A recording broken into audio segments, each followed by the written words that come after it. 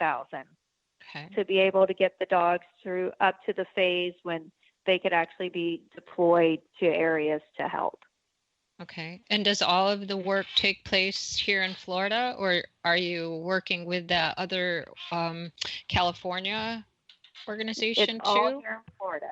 Yep, Okay. it's all here in Florida. We're based out of Myakka City, and everything's happening right here. Okay.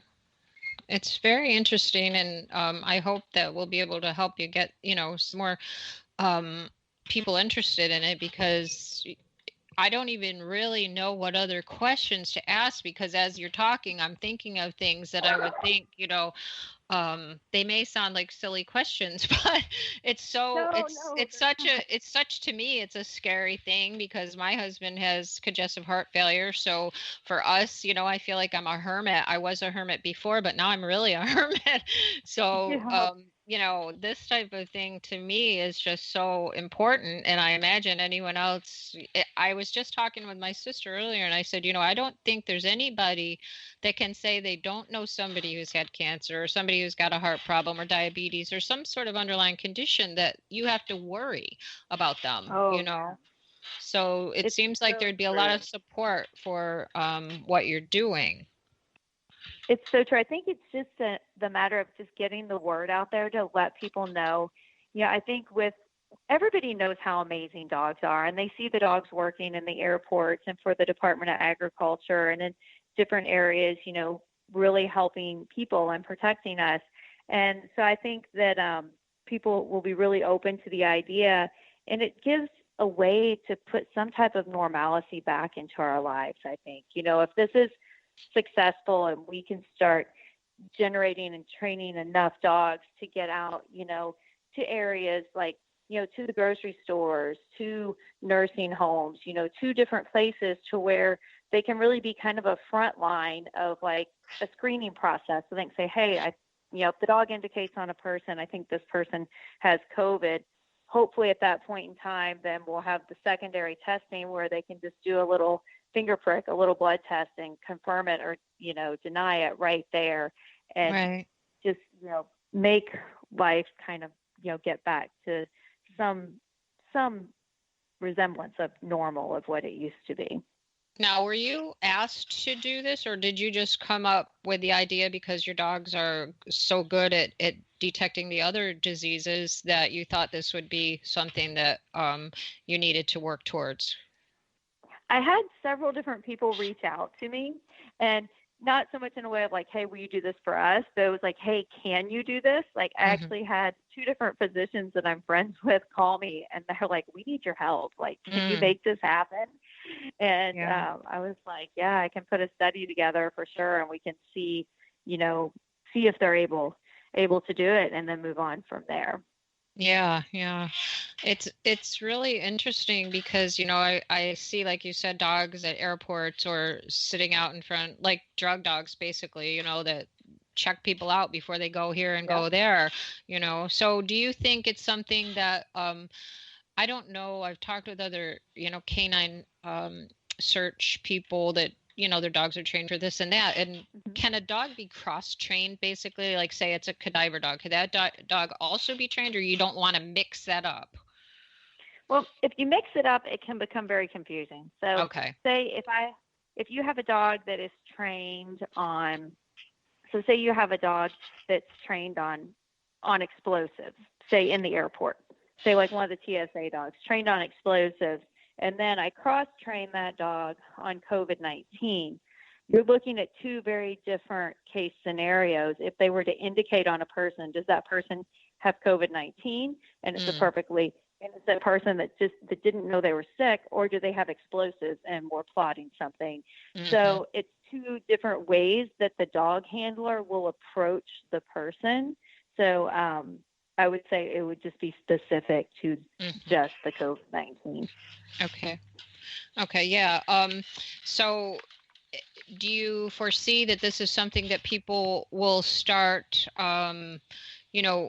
training dogs across the country, or is there already like a population of these dogs like your dogs that you'd be able to pass what you've learned on to them so that they could get on board once you get through your study? There's really, I mean, there are people doing scent detection work. One of the things we talked about with our board of directors is that, if the dogs are able to do this, then we would really need to put in place a type of certification process.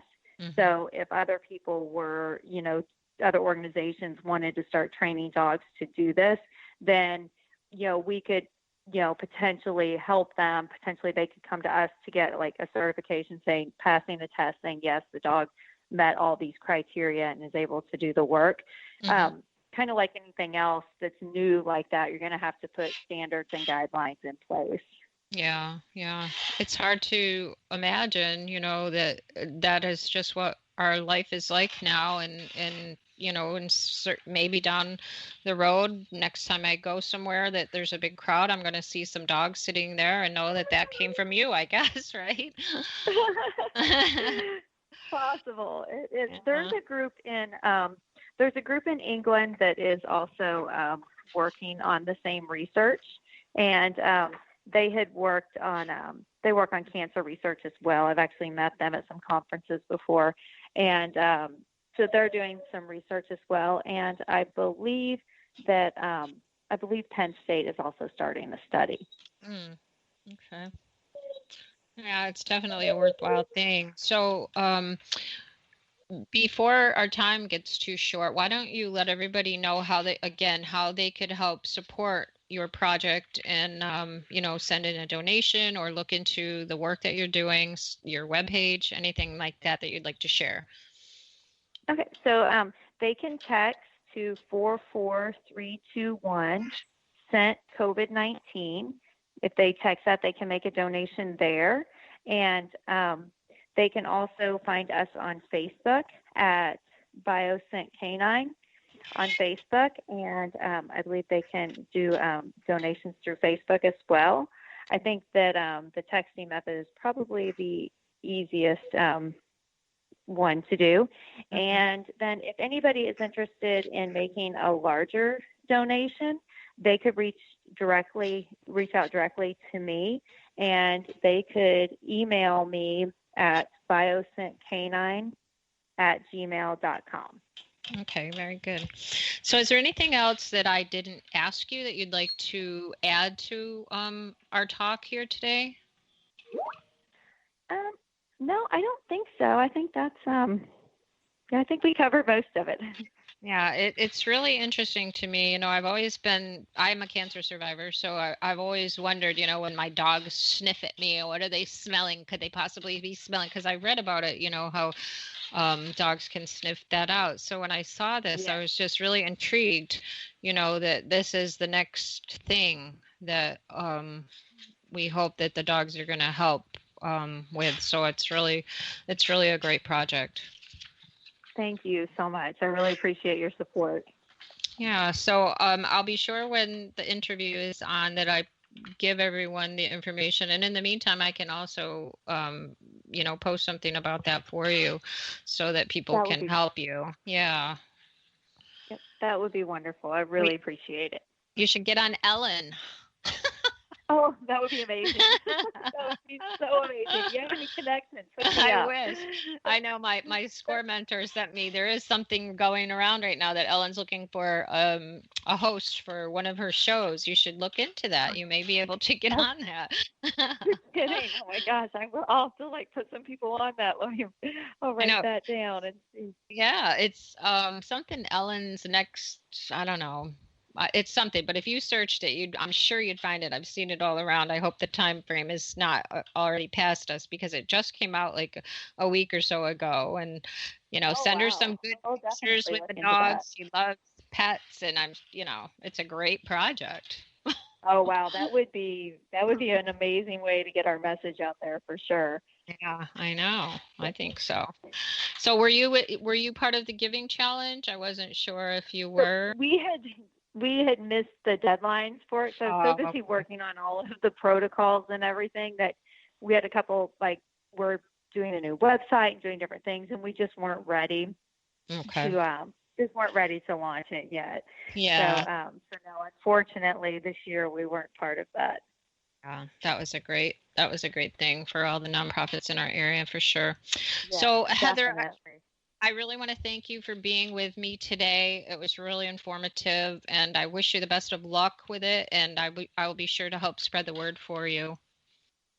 Thank you so much. I really appreciate it. Sure, no problem. So again, everybody, sent COVID-19. You can text 44321 sent COVID-19, and I'll put that up so that we can all remember that. But for now, everybody, I want you to remember that a lost pet can't tell anyone where it lives. So please be sure that they are microchipped and wearing their ID tags.